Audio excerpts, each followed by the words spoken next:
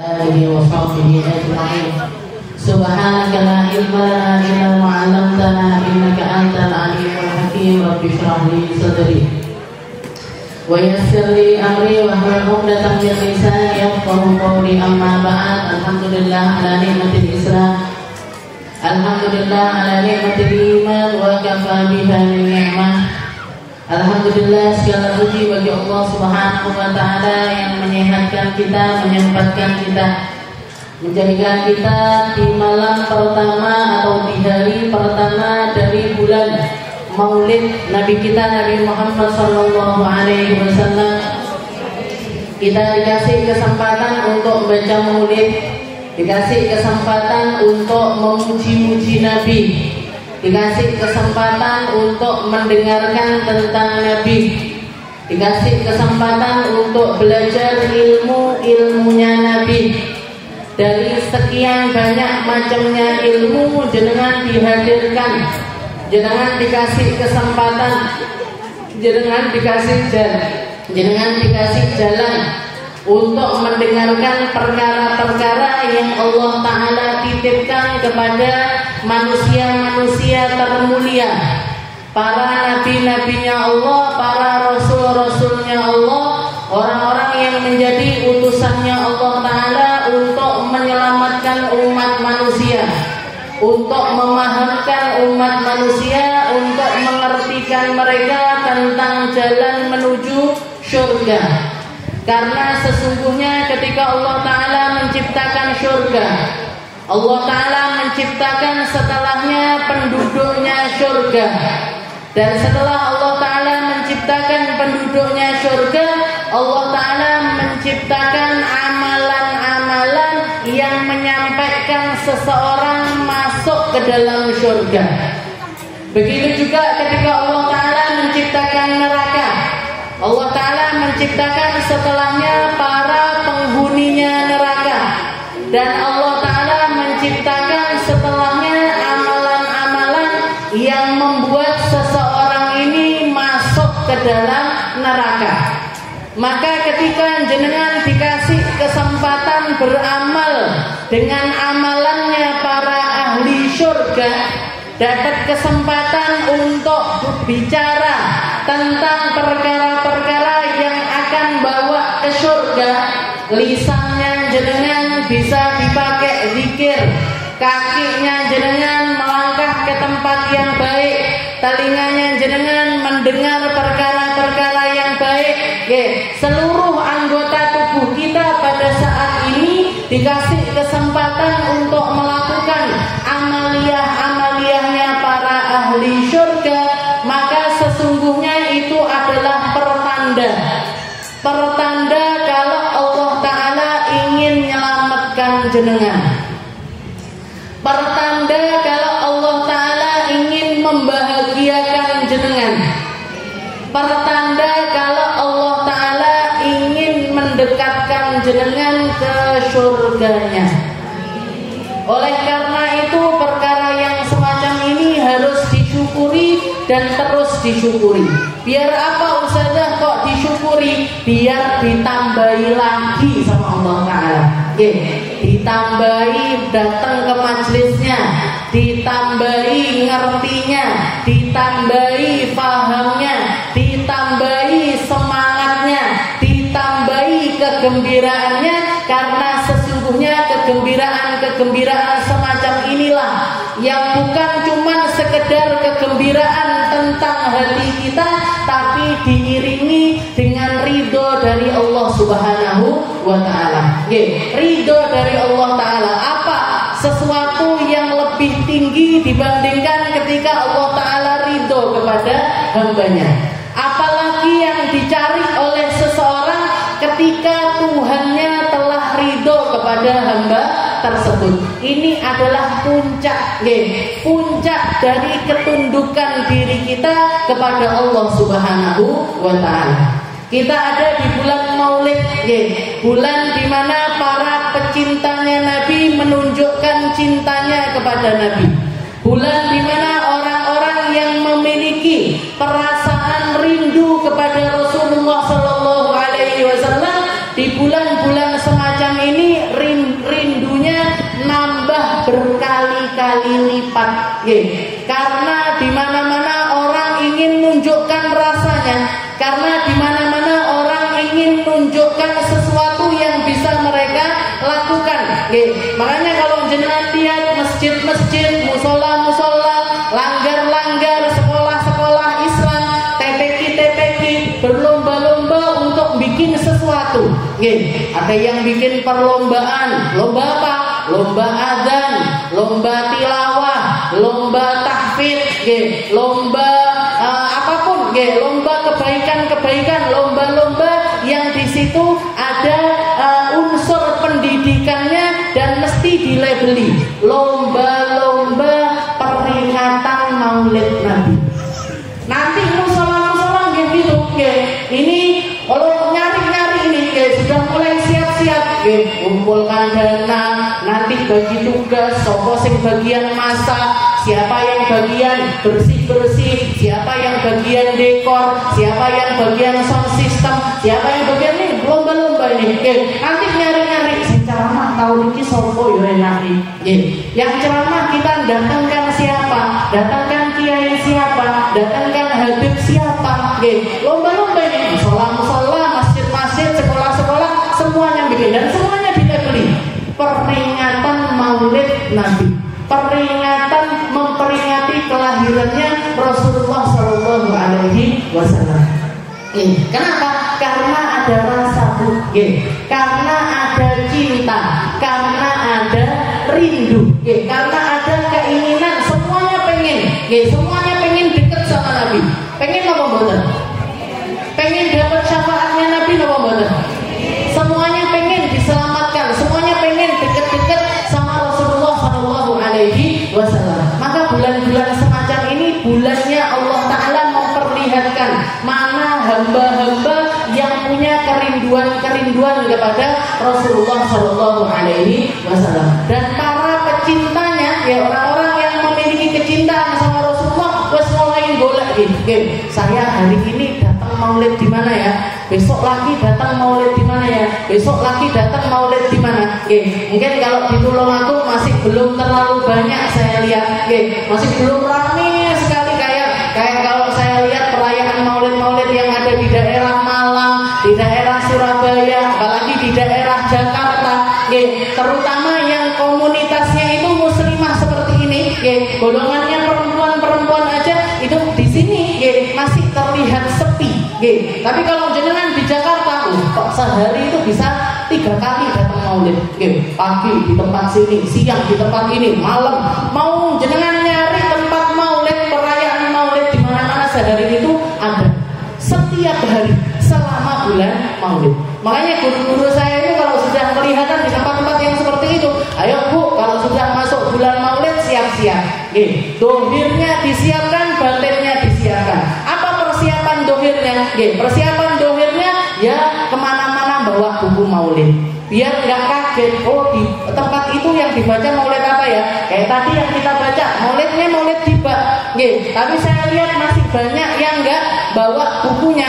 Bahkan apa ya itu pokoknya renang api gitu tak mana. Jadi kalau di sana dibawa buku. Kalau nggak paham bahasa Arabnya nyari yang terjemahan. Biar apa? Biar bisa nyimak. Biar bisa nyimak. Wa kana sallallahu alaihi wasallam ahsanan nasi khalqan wa khuluqan. Apa artinya? Ya sesungguhnya Nabi Muhammad sallallahu alaihi wasallam adalah manusia yang paling indah secara fisik ataupun juga secara akhlak. Secara fisik Nabi Muhammad itu paling indah. Secara akhlak juga Nabi Muhammad itu manusia paling indah. Man ra'ahu badihatan habah. Nabi Muhammad itu kalau orang melihat pertama kali yang paling terlihat pada sosok Nabi Muhammad itu adalah haibahnya Nabi, adalah karismanya Nabi.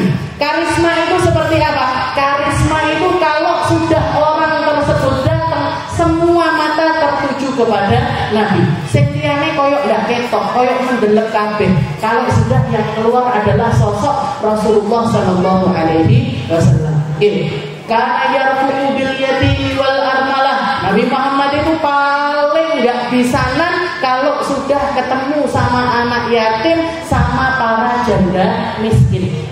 Mesakne terus. Nanti kalau beliau punyanya permen, dikasihnya permen, punyanya makanan, dikasihnya makanan, punyanya baju, dikasihnya baju. Oke, orang yang seperti itu Nabi Muhammad. Kalau sudah katanya dikatakan di situ, oke, kalau wa idza takallama an mithli habbil ghamam. Oke, katanya sahib ad-dibai, katanya pengarang diba, Nabi Muhammad itu kalau ngomong itu seperti untaian mutiara itu keluar dari lisannya Nabi.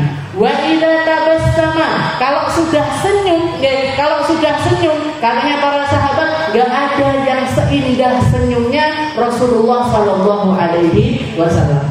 Nanti kalau kita lagi baca mahalul qiyamnya, anta syamsun, anta badrun, ya Rasul jenengan ini kayak purnama kalau di malam hari, sudah seperti matahari kalau sudah di siang hari. Orang kalau duduk sanding sama Nabi di tempat gelap sekalipun terasa terang. Tempat gelap sekalipun terasa terang. Sayyidah Aisyah ketika jahit malam-malam yang diandalkan adalah lampu tempel kecil beliau. Tahu-tahu minyaknya habis, tahu-tahu minyaknya ini akhirnya lampunya itu mati. Pada saat beliau jahit ini tadi otomatis jarumnya ini tadi jatuh. Ketika jarumnya jatuh, tahu-tahu Rasulullah buka pintu masuk ke dalam kamar. Katanya Sayyidah Aisyah, saya lagi geregel nyari jarum ini tadi. Ketika Rasulullah masuk, langsung kelihatan jarumnya. Otomatis katanya Sayyidah Aisyah, beliau mengatakan, ya Rasul, maaf wa ya Rasul, betapa bercahayanya dirimu wahai Rasul. Karena bahkan satu jarum pun kelihatan di malam yang gelap gulita. Yang pertamanya beliau cuma kelihatan, jadi sama lampu tempel ini tadi, cahayanya Rasulullah SAW jauh lebih terang lagi. Jadi itu, di Maulid itu yang dibaca nih Bu. Maulid itu yang kita hadirkan adalah rasa-rasa yang semacam itu. Rasulullah begini.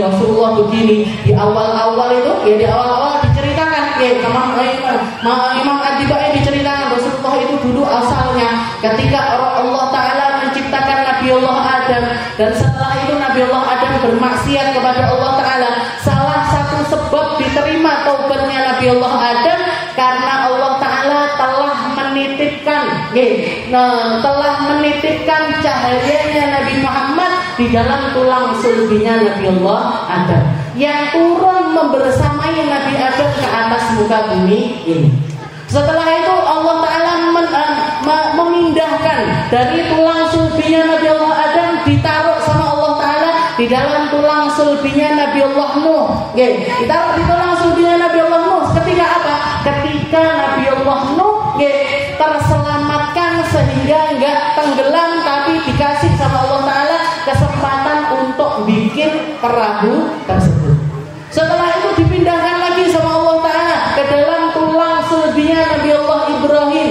Hina qudzifa bihi finnar, ketika Nabi Allah Ibrahim dibakar di dalam api yang berkobar kurang lebih selama 40 hari 40 malam.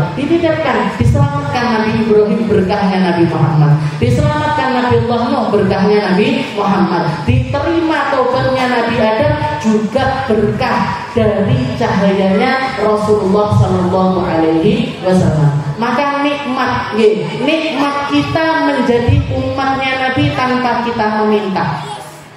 Nikmatnya kita jadi orang-orang yang mengikuti Nabi Muhammad meskipun kita nggak meminta tentang hal tersebut. Cara mensyukurinya dengan mengisi hari-hari kita dengan perkara-perkara yang semacam ini. Perkumpulan, pembicaraan, pujian-pujian yang semuanya kita sandarkan kepada Rasulullah SAW dengan harapan Nabi Muhammad ini nolongin kita. Bukan cuma nanti di akhirat pertolongannya Nabi Muhammad itu nyata meskipun kita masih di alam dunia. Orang yang ngerti agama, orang yang paham tentang agama, dia akan ngerti gimana harus bertindak. Orang yang ngerti agama tahu kapan bicara, kapan diem. Orang yang ngerti agama tahu gimana caranya ngeramut tamu, gimana caranya melakukan perkara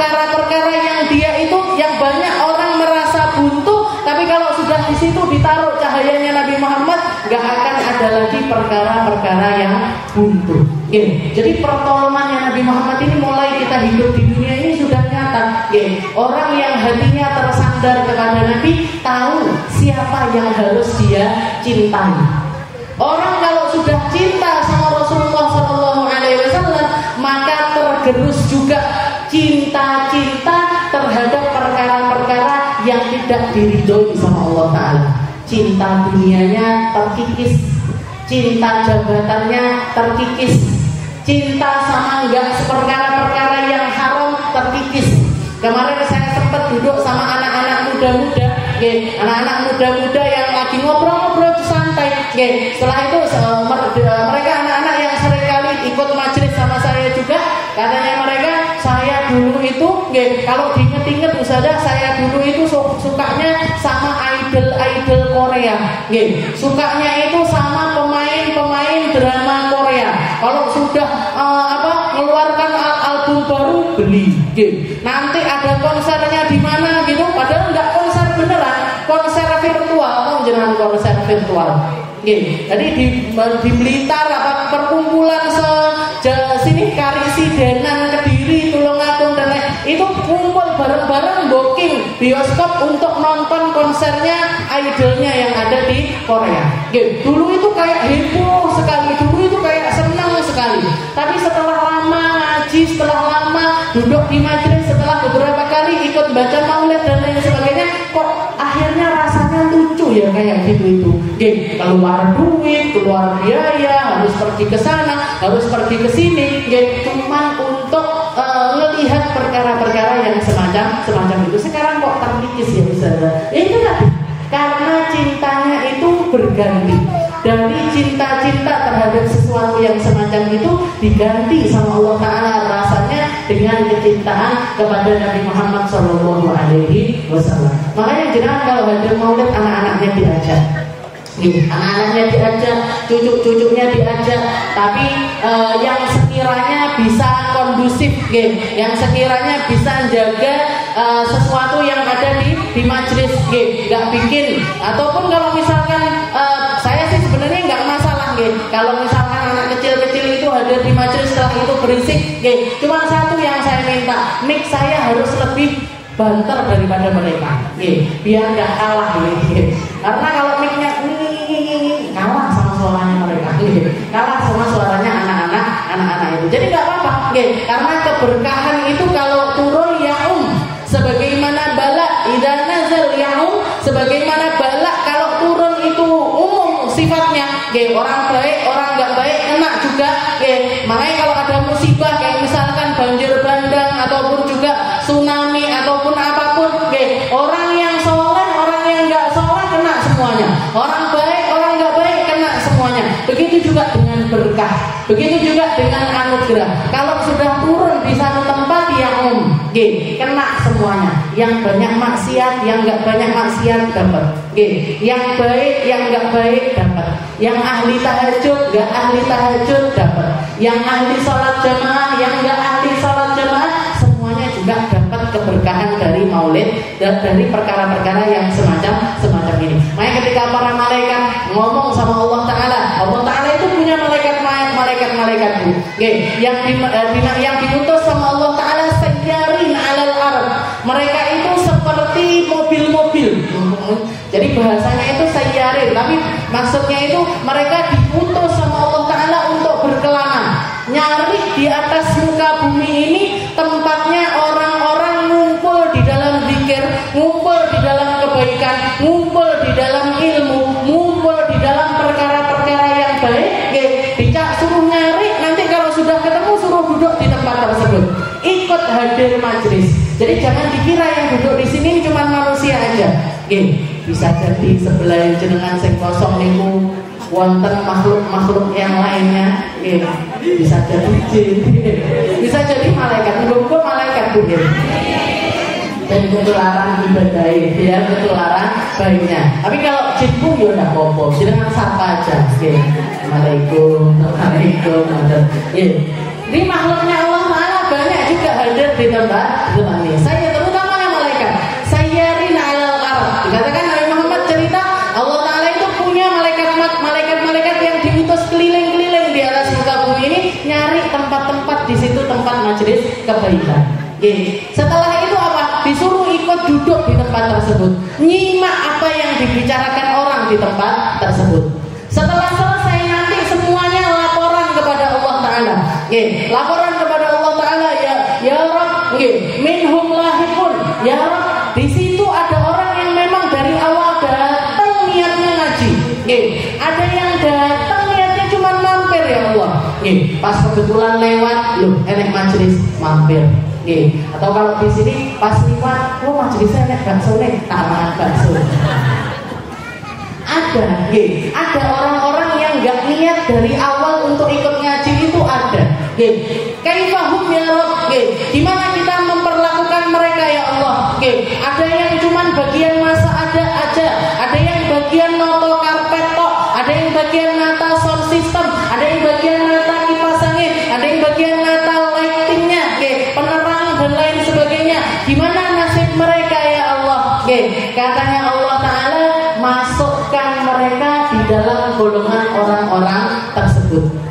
Humul qaum lam yasqa bihim jalisuhum. Mereka adalah satu komunitas, satu kelompok yang siapapun yang ikut serta, ikut andil di dalam perkara tersebut gak akan pernah disia-siakan oleh Allah Subhanahu wa Ta'ala. Gak akan pernah gak dianggap sama Allah.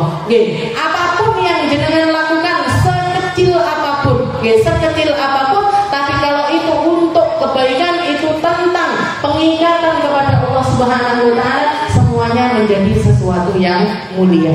Nah, kita minta sama Allah Ta'ala, ya Allah, berkahnya bulan Maulid, bersihkan dosa-dosa kita. Ya Allah, berkahnya bulan Maulid, kasih kami ini taubatan nasuha. Ya Allah, berkahnya bulan Maulid, kasih penuhi semua hajat-hajat kami, mau itu hajat dunia ataupun juga hajat akhirat. Ya Allah, berkahnya bulan Maulid, jaga anak-anak kami, jaga cucu-cucu kami, jaga orang-orang tercinta kami, agar selalu menjadi orang-orang yang Engkau ridhoi dimanapun mereka berada.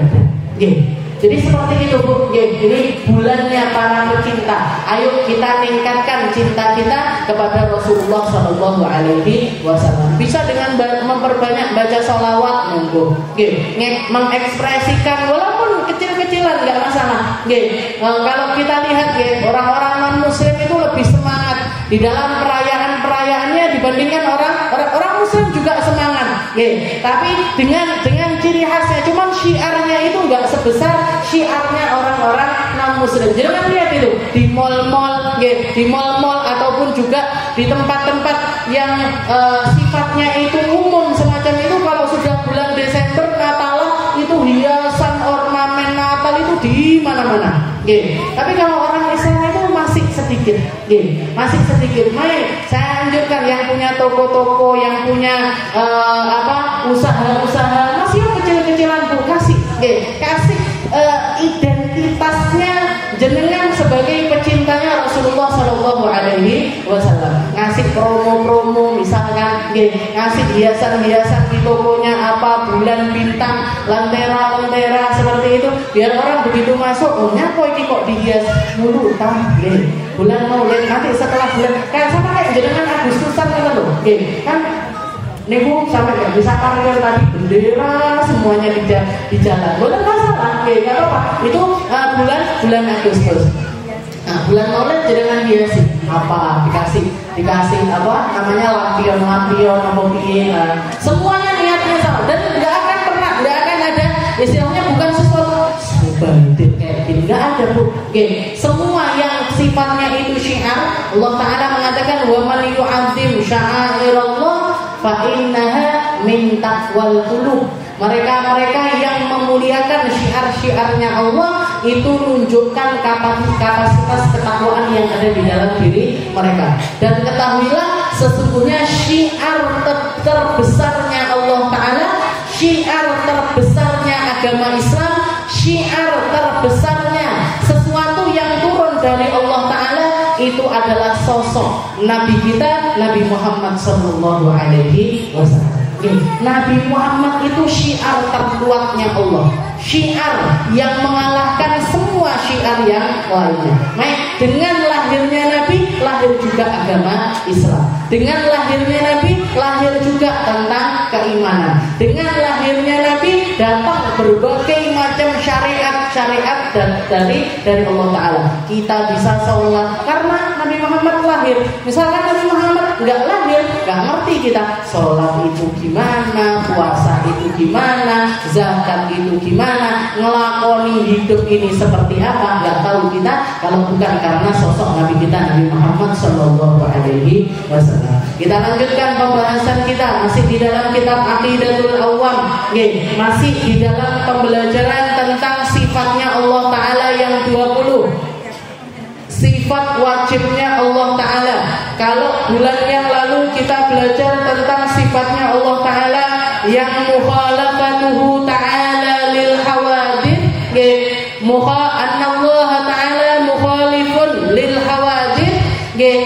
Sifat Allah Ta'ala yang keempat yaitu Allah Ta'ala itu berbeda dengan makhluknya.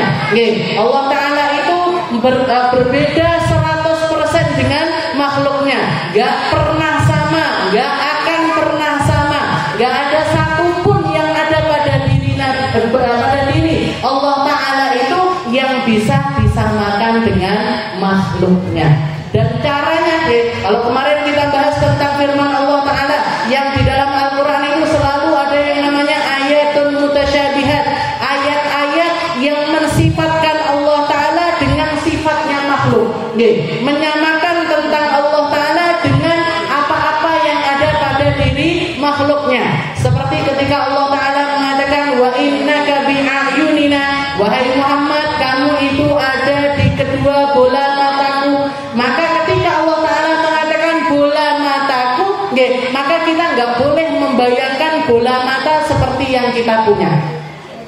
Ketika Allah Ta'ala mengatakan innallaha 'alal 'arsy istawa, Allah Ta'ala bersemayam di atas kursinya, di atas arasnya, maka kita tidak boleh membayangkan Allah Ta'ala itu berarti duduk di atas kursi.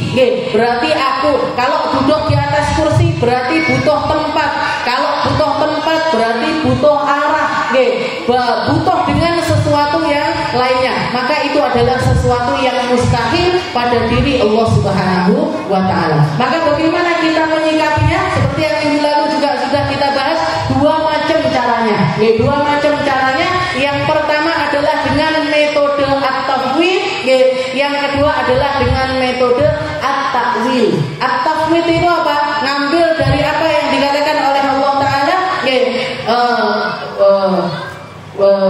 wa ma ya'lamu ta'wilahu illallah. Yang ngerti tentang pertakwilannya hanya Allah Ta'ala. Maka ini kita serahkan sama Allah. Allah Ta'ala bersemayam di atas arasy, tapi bersemayamnya Allah Ta'ala itu tanpa sifat-sifat kemakhlukan, tanpa apapun yang ada di dalam diri makhluk. Allah Ta'ala enggak bersemayam sebagaimana bersemayamnya manusia. Allah Ta'ala enggak butuh tempat karena Allah Ta'ala pencipta tempat. Allah Ta'ala enggak butuh arah karena Allah Ta'ala yang menciptakan arah tersebut. Jadi bila kaifin, ketika kita memahami ayat-ayat tersebut, kita serahkan sama Allah Ta'ala tanpa gimana, tanpa seperti apa. Tanpa gimana, tanpa seperti apa. Ini namanya metode at-tafwid, menyerahkan semuanya kepada Allah. Juga ada metode yang kedua yaitu at-ta'wil, ditakwilkan. Ditakwilkan dengan takwilannya para ulama. Ditakwilkan dengan takwilannya para ulama. Ketika Allah Ta'ala mengatakan yadullah fawqa aydihim, tangan Allah ada di atas tangan mereka, maka tangan yang dimaksud sama Allah Ta'ala ini bukan tangan seperti yang kita lihat, bukan tangan yang terbuat dari lapisan tulang, dilapisi dengan otot, dilapisi dengan daging, dilapisi dengan darah, dilapisi dengan kulit dan lain sebagainya, enggak. Tapi yang dimaksud dengan tangan Allah di atas tangan mereka adalah kekuasaan Allah di atas kekuasaan mereka. Ketika Allah Ta'ala mengatakan bi'ayunina, ada di depan, ada di matanya Allah Ta'ala, maksudnya meliputi segala sesuatu. Itu namanya at-takwil. Metode yang kedua yaitu takwil. Makanya hati-hati kalau belajar tentang ilmu tauhid. Hati-hati kalau belajar ilmu tafsir. Hati-hati kalau belajar ilmu tafsir. Kalau kita ngaji tentang perkara-perkara yang semacam ini, jangan belajar tauhid, jangan belajar tentang tentang tafsir. Maka yang perlu kita lihat sebelum ilmunya adalah orangnya.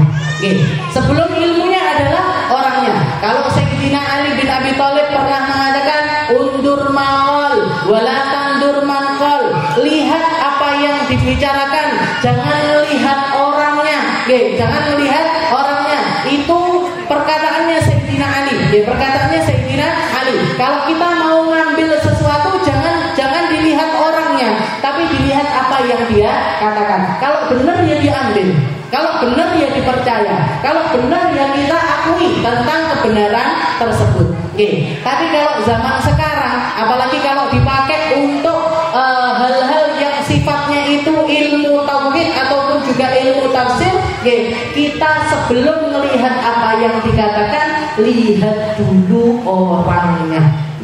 Iki sing ngaji tafsir iki sapa? Muridnya siapa? Pernah mondok di mana? Silsilah keilmuannya seperti apa? Kalau silsilah keilmuannya ini nyambung kepada ulama-ulama terdahulu, ambil.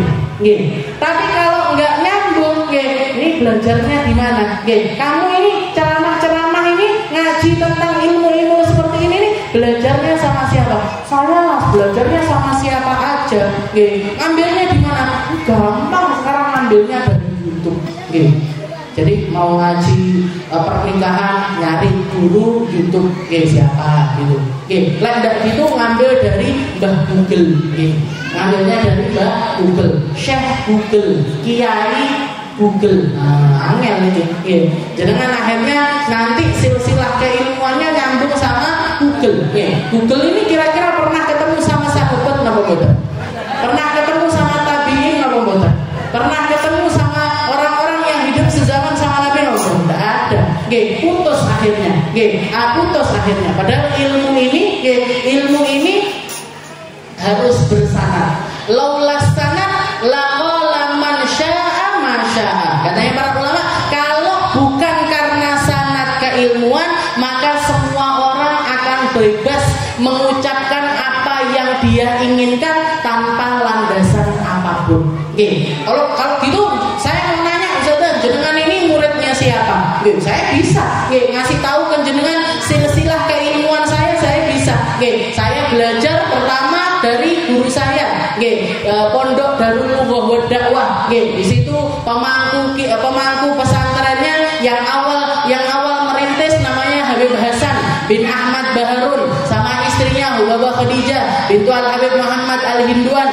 Saya belajar kurang lebih dari murid-muridnya, putra-putranya beliau. Nah, ada namanya Habib Zain. Habib Zain ini muridnya Abuya Sayyid Muhammad bin Alwi Al-Maliki yang ada di Mekah sana. Sayyid Muhammad bin Alwi Al-Maliki belajar dari abahnya.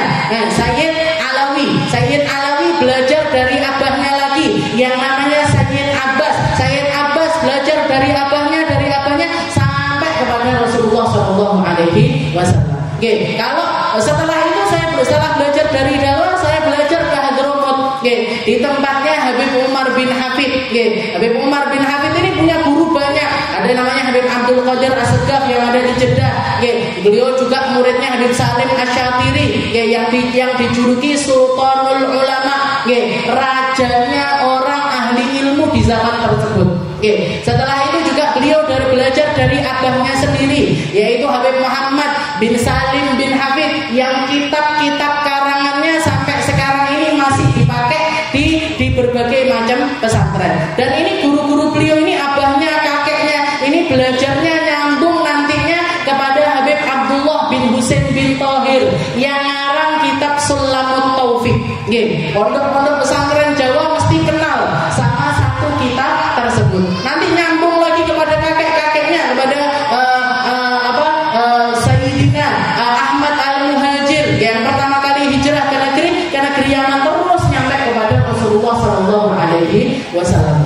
Itu pun kalau dari segi pemangku pesantrennya, guru-guru yang ada di tempat itu pun, tempat saya ngaji di Dalwa contohnya misalkan, saya punya guru yang jadi sahabat karibnya Abuya Hasan itu, beliau namanya Ustadz Qoimuddin. Ustadz Qoimuddin ini alumni Pondok Sidodiri. Saya juga punya guru ilmu mantik, itu dulu alumni dari Pondok Pesantren Peloso yang ada di Kediri sini. Bahkan sampai sekarang putra-putrinya beliau kalau sudah haul Peloso, sukanya mampir ke rumah. Dulu zaman abah saya, sowan ke abah saya. Sekarang digantikan karena beliaunya sudah meninggal dunia, tinggal anak-anaknya sekarang silaturahminya ke kita. Jadi nyambung Bu. Ada guru saya yang dari Pondok Pesantren Salafiyah yang ada di Bangil sana Pasuruan, yang ada juga yang dari Pondok Langitan, ada yang dari pondok-pondok lawas-lawas yang ada di tanah Jawa ini, semuanya nyambung. Jadi nggak bisa kalau orang zaman sekarang itu bilang kiai yo dhewe, habaib yo dhewe. Piye carane? Wong kiai belajar sama habaib juga belajar sama kiai. Semuanya bersatu dari zaman dulu, bersatu padu di dalam keilmuan, bersatu padu di dalam perjuangan, bersatu padu di dalam dakwahnya mereka, semata-mata satu yang diinginkan, yaitu mencerdaskan umat, biar umat ini kenal sama Nabi Muhammad Sallallahu Alaihi Wasallam. Makanya jenengan harus cerdas juga. Kalau melihat ceramah-ceramahnya orang, kalau melihat omongan-omongannya orang, jenengan harus bisa tahu mana yang perlu untuk diambil, mana yang semata-mata itu tujuannya cuma adu domba saja. Hati-hati kalau belajar ilmu tauhid, belajar ilmu tafsir, harus dari ulama-ulama yang benar. Jadi mukhalafatuhu ta'ala lil hawadith. Allah Ta'ala itu berbeda dengan makhluk. Ada satu kisah Abuya Sayyid Muhammad bin Ali Al-Maliki, gurunya guru saya. Dan saya punya guru Habib Zain. Habib Zain punya guru namanya Sayyid Muhammad ini. Sayyid Muhammad ini punya abah namanya Sayyid Maliki. Banyak punya kakek namanya Sayyid Abbas. Semuanya tinggalnya di Mekah. Semuanya jadi orang-orang alim yang ada di Mekah. Punya pesantren di Mekah sana. Dan tiga-tiganya ini Bu, Sayyid Abbas, Sayyid Alwi, Sayyid Muhammad sudah meninggal semuanya. Tiga-tiganya sudah meninggal semuanya. Dan jenengan kalau tahu di Mekah itu ada kuburan namanya kuburan Ma'la. Siapapun orang yang meninggal mesti dikuburkan di situ. Tapi satu yang berbeda dengan kebiasaannya orang Indonesia. Di Mekah itu, di Ma'la itu, kalau sudah orang meninggal dunia dikuburkan, nanti kalau sudah berlalu 1 tahun, yunbash, dibongkar makamnya. Kalau dilihat sudah habis, maksudnya jasadnya ini sudah menyatu dengan bumi, mungkin tinggal tulang-tulangnya aja atau tinggal kerangka-kerangkanya aja, nanti nggak dibersihkan, disisihkan aja, dimasuki jenazah yang lain lagi. Itu kebiasaannya di situ. Nanti tahun berikutnya dibuka lagi, dimasukkan jenazah. Makanya nggak pernah penuh. Di Ma'la itu nggak pernah penuh, nggak kayak di Indonesia. Entar nyari lagi, tempat lagi, tapi ada orang-orang yang diperlakukan spesial. Spesialnya ini bukan sesuatu yang spesial seperti itu, enggak. Tapi ada jenazah-jenazah yang kalau setahun dibuka masih utuh, maka ditutup lagi. Dibuka lagi masih utuh lagi, ditutup lagi. Dibuka lagi, masih utuh lagi, ditutup lagi. Setelah itu baru dipermanenkan. Ini Sayyid Abbas, Sayyid Alwi, Sayyid Muhammad, tiga-tiganya, kakek, anak sama cucu ini, tiga-tiganya adalah orang-orang yang makomnya itu diabadikan. Karena apa? Setiap dibuka utuh, akhirnya dikasih tanda. Berarti ini kuburan-kuburan yang tidak boleh dibongkar karena jenazahnya selalu utuh. Dan mereka memang ulama-ulama yang luar biasa. Pada zaman itu dikatakan zamannya Sayyid Alwi, abahnya Abuya Al-Maliki. Dikatakan Sayyid Alwi itu termasuk pengajar-pengajar yang ada di sekitaran Mekah. Dan seperti yang jenengan tahu, di Mekah itu kan persepsi reaksinya banyak yang berbeda dengan orang Indonesia. Oke, kalau subuhan nggak pakai kunut, gitu, nggak pakai wiritan, nggak mau baca doa-doa, zikir-zikir setelah sholat itu kan biasanya nggak dipakai. Padahal zaman dulu nggak seperti itu, Bu. Oke, Ratibul Haddad itu, Ratibul Haddad dulu itu di orang-orang ulama-ulama yang ada di Mekah itu sempat mengamalkan. Oke, sebelum mereka nggak percaya kalau rotib itu boleh dibaca, jadi dianggapnya bid'ah dan lain sebagainya. Oke, dikatakan Sayyid Ali ini dulu itu punya halaqah di Masjidil Haram. Oke, punya halaqah di Masjidil Haram. Oke, suatu hari orang-orang yang ada di Mekah ini, jadi beliau lagi majlisan seperti itu. Oke, lagi majlisan. Oke, tahu-tahu datang, tahu-tahu turun hujan deras sekali. Oke, jadi kan kalau lagi tawaf setelah itu hujan turun, kira-kira ngapain Bu?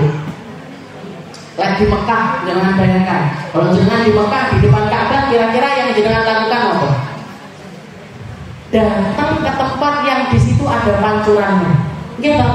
Ngambil air dari situ, wudu, mandi, bahkan mungkin minum dari air tersebut, gitu. Yang bisa bayangkan yang pernah umroh, yang pernah haji, gitu. Jadi karena air ini berarti kan air yang turun ke dan yang melewati atas Ka'bah, setelah itu turun ke bawah. Jadi dikatakan waktu itu orang-orang itu ketika tawaf otomatis, mereka itu langsung berbondong-bondong datang ke bawah pancuran itu, doa, ambil air, raud, wudu dan lain sebagainya, dan lain sebagainya. Akhirnya ini askar-askarnya, tentara-tentaranya yang punya paham tabarukan ini haram, syirik, gak boleh, ini itu dan lain sebagainya, langsung bubarkan orang-orang itu tadi. Gak boleh, haram, syirik, gak boleh, tabarukan sama air itu gak boleh. Akhirnya dikatakan beberapa orang dari luar negeri ini yang kenal sama Sayyid Ali datang ke tempatnya Sayyid Ali. Nah, Sayyid Ali ini gimana ini? Kita dibubarkan lagi, ngambil berkah dari air Ka'bah ini, kita dibubarkan. Gimana pendapatnya jenengan? Gimana? Ambil berkah dari air yang ada, yang turun di tempat tersebut. Gimana? Dan kalau mereka nanya dalilnya apa? Dalilnya dua. Dalilnya dua. Yang pertama, Allah Ta'ala mengatakan wa anzalna 'alaika ma'an mubarakah. Hujan itu adalah air berkah. Hujan itu adalah air yang diturunkan sama Allah Ta'ala dari atas langit, penuh dengan keberkahan. Itu yang pertama, air berkah, karena itu air hujan. Lalu yang kedua apa?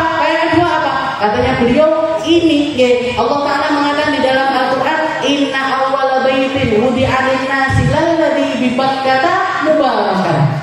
Sesungguhnya tempat yang pertama kali dibikin sama Allah Ta'ala untuk menjadi rumahnya lalladzi bi Bakkah mubarakan, yaitu rumah yang ada di negeri Mekah yang penuh dengan keberkahan. Ya, Mekah ini tuh rumahnya Allah Ta'ala. Yang dimaksud di Mekah ini mana? Ya Ka'bah itu tadi. Jadi airnya air berkah, tempatnya tempat berkah. Ambil air dari tempat tersebut. Begitu orang-orang ini balik lagi, nggak ngereken omongannya askar ini tadi. Askarnya nggak mampu lagi menghalangi orang-orang untuk mengambil air berkah tersebut.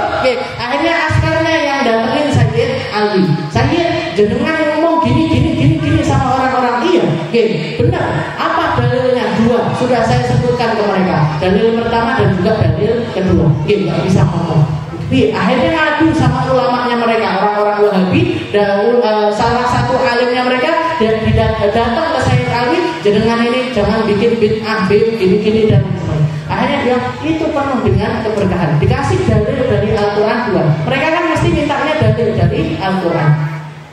Akhirnya nggak bisa ngomong ini, orang ulamanya mereka ini nggak bisa ngomong. Akhirnya dia mendiamkan hal tersebut. Katanya Sayyid Ali, kamu jangan cuma diem aja. Ada orang-orang melakukan seperti itu, nanti askarmu ini nggak akan berhenti ganggu orang-orang yang ambil air berkah tersebut kalau kamu nggak melakukan tindakan. Apa yang harus saya lakukan, Beb? Pergi kamu ke sana, ikut mandi di bawah air tersebut, ambil berkah dari tempat tersebut. Akhirnya dia pergi ke sana, ngambil air berkah dari air hujan tersebut. Nah, kalau jenengan lihat sampai sekarang ini, yang nggak dianggap bid'ah sama orang-orang tersebut, para tentara-tentara sana, yaitu kalau ada hujan, nah turun di bawah Ka'bah, orang-orang ambil dari pancuran emas itu tadi, nggak pernah dilarang sama mereka. Kenapa? Karena pernah kejadian sama Sayyid Ali yang semacam ini.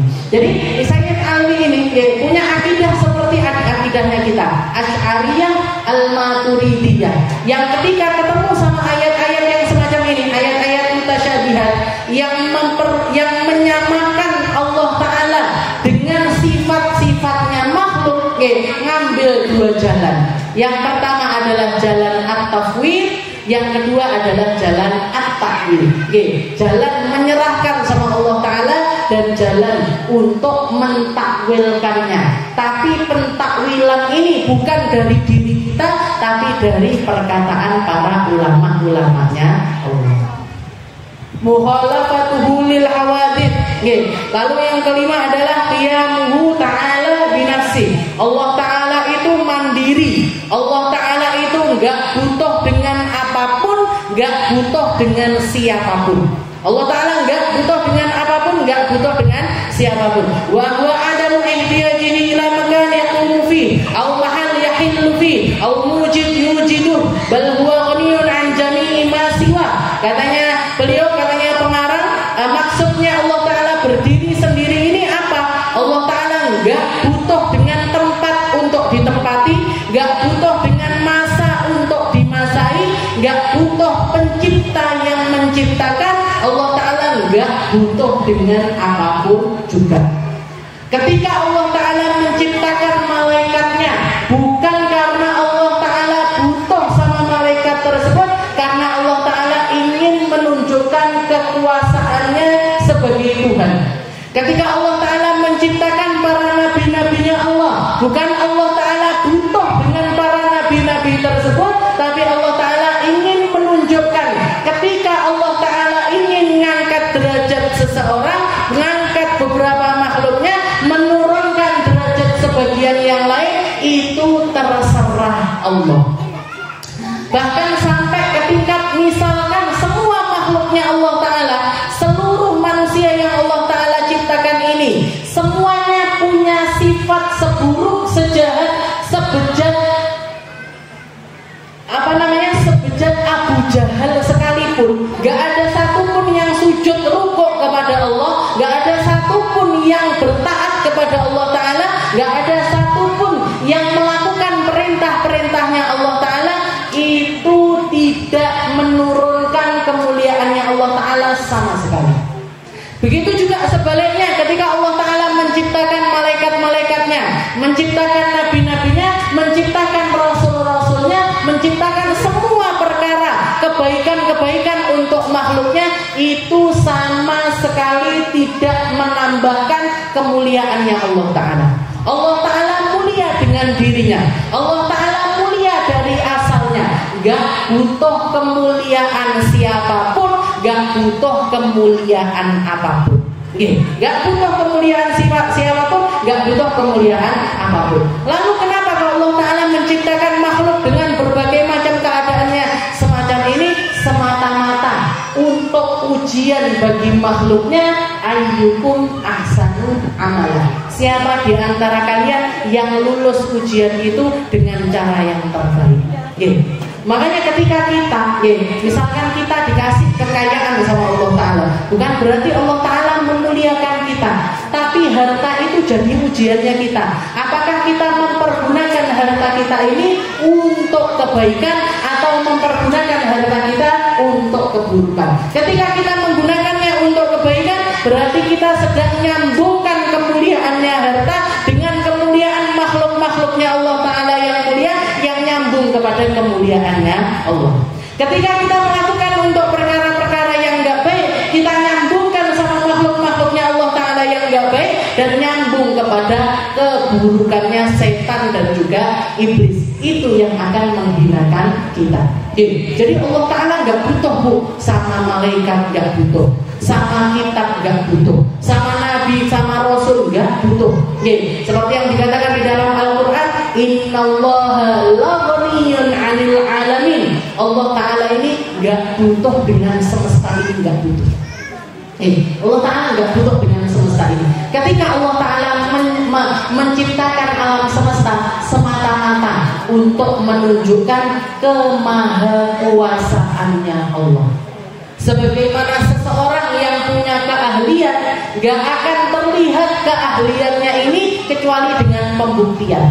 Kecuali dengan pembuktian. Dokter misalkan, dokter akan menjadi dokter yang memiliki kapasitas setelah apa? Bukan setelah lulus ujian, bukan setelah dapat predikat dokter, bukan setelah dia dapat ujian kelulusan ada label profesor dokter, bukan. Tapi kemuliaan dokter ini setelah teruji di masyarakat. Berapa pasien yang dia tangani, berapa banyak yang berhasil, berapa banyak yang nggak berhasil. Semakin banyak keberhasilannya, itu yang menunjukkan kapasitas dari si dokter tersebut. Ketika ada seorang pelukis, yang menunjukkan ke kapasitas pelukis ini tadi adalah banyaknya karya-karya yang dia bikin. Bukan cuma omong doang, aku ini pinter gambar aku api, lukisanku api, percaya kamu, nggak bisa tuh. Harus ada pembuktian. Begitu juga Allah Ta'ala ketika menciptakan alam semesta, ketika menciptakan para nabi-nabinya, ketika menciptakan para rasul-rasulnya semata-mata untuk menunjukkan kemahakuasaannya Allah Subhanahu wa Ta'ala. Tapi kalau asalnya Allah Ta'ala, innallaha la ghaniyyun 'anil 'alamin. Allah Ta'ala enggak butuh dengan alam semesta ini. Juga dikatakan di sini wa anatil wujuh lil hayyil qayyum. Allah Ta'ala enggak butuh dengan apapun, tapi semua makhluk butuh kepada Allah Subhanahu wa Ta'ala. Wa ya ayyuhalladzina amanu antumul fuqara ila Allah wallahu huwal ghaniyyul hamid. Wahai orang-orang yang beriman, wahai para manusia, kalian semuanya adalah fuqara ila Allah. Orang-orang fakir, yang enggak memiliki apapun kecuali apa-apa yang Allah Ta'ala berikan kepada kalian. Kita enggak bisa bernafas kalau enggak dikasih oksigen sama Allah. Kita enggak bisa makan kalau enggak dikasih makanan sama Allah. Kita enggak mampu mendengar kalau telinga kita ini enggak dikasih pendengarannya sama Allah. Buktinya apa misalnya? Buktinya jenengan lihat kalau jenengan lagi sakit. Makanan yang biasa kita makan rasanya manis, rasanya asin, rasanya pahit, bisa terasa. Begitu sakit semuanya rasanya pahit. Kenapa? Dicabut sama Allah Ta'ala rasa dari lidah kita. Orang-orang yang nggak mampu jalan, orang yang tahu nikmatnya sehat itu memang orang sakit. Orang yang tahu betapa maha kuasanya Allah Ta'ala akan terasa ketika perkara-perkara itu diambil pelan-pelan oleh Allah Subhanahu wa Ta'ala. Antumul fuqara, katanya Allah Ta'ala, kita semuanya ini manusia fakir. Wallahu wal ghani, yang kaya cuma satu yaitu Allah. Yang memiliki segalanya cuma satu yaitu Allah. Wa huwal ghaniyyu wa huwal ghaniyul hamid. Allah Ta'ala enggak perlu dengan apapun dan Allah Ta'ala adalah Sang Maha terpuji. Innallaha la ghaniyyun 'anil 'alamin. Dan sifat yang keenam adalah al-wahdaniyah. Keesaannya Allah Ta'ala ini bukan cuman esa secara diri Allah Ta'ala, tapi Allah Ta'ala juga esa di dalam sifat-sifatnya Allah. Insyaallah kita lanjutkan di pertemuan selanjutnya tentang sifat wahdaniyatullah, tentang wal qudrah wal iradah ila akhirih sampai ke sifat Allah Ta'ala yang ke-20. Mungkin-mungkin sama Allah Ta'ala dipahamkan, mungkin-mungkin sama Allah Ta'ala diberkahkan, mungkin-mungkin sama Allah Ta'ala digampangkan, mungkin-mungkin sama Allah Ta'ala kita dikasih kepercayaan dengan kepercayaan yang benar, kepercayaan yang lurus, kepercayaan seperti kepercayaannya para sahabatnya Nabi, seperti kepercayaannya para orang-orang yang mulia di sisi Nabi, seperti kepercayaan para nabi, para rasul dan orang-orang mulia di sisi Allah Subhanahu wa Ta'ala, sehingga setiap ibadah kita akan terjaga. Karena kalau sudah akidahnya yang cacat, ibadah sebanyak apapun menjadi sesuatu yang sia-sia, akan menjadi sesuatu yang percuma, akan menjadi sesuatu yang gak akan menyelamatkan kita. Maka yang pertama harus kita selamatkan adalah akidah akidah kita, yang pertama kita selamatkan adalah kepercayaan kita, yang pertama kita selamatkan adalah kepercayaan kita kepada Allah Subhanahu wa ta'ala. Dan mungkin kita semuanya dikasih sama Allah ta'ala istiqomah, istiqomah di dalam ngaji, istiqomah di dalam ibadah, istiqomah di dalam melakukan kebaikan, istiqomah di dalam menuntut ilmu, istiqomah di dalam setiap hal-hal yang Allah ta'ala ridhoi. Kita, anak cucu kita, orang tua kita, semua orang yang kita sayangi, semoga semua selalu ada di dalam penjagaannya Allah ta'ala. Zahiran wa batinan, zahirnya dijaga, batinnya juga dijaga, kebaikannya dijaga, keindahan dirinya juga dijaga, dan selalu dikenalkan dan semakin dekat kepada Nabi kita Nabi Muhammad SAW. Semoga kita, anak cucu kita, orang tua kita semuanya menjadi orang-orang yang selamat dunia akhirat, bahagia dunia akhirat, baik dunia akhirat, jadi manusia-manusia yang melangkah dengan rahmat dan juga ampunan dari Allah Subhanahu wa ta'ala. Dan juga harapan kita berkah dari itu semuanya, Allah ta'ala memberikan kepada kita husnul khatimah, kematian yang baik, kematian yang indah, kematian yang penuh dengan ridho dari Allah Subhanahu wa ta'ala. Ala hadhihi niyyah wa ala kulli niyatin salihah wa ila hadratin Nabi Muhammad sallallahu alaihi wasallam bisirril Fatihah.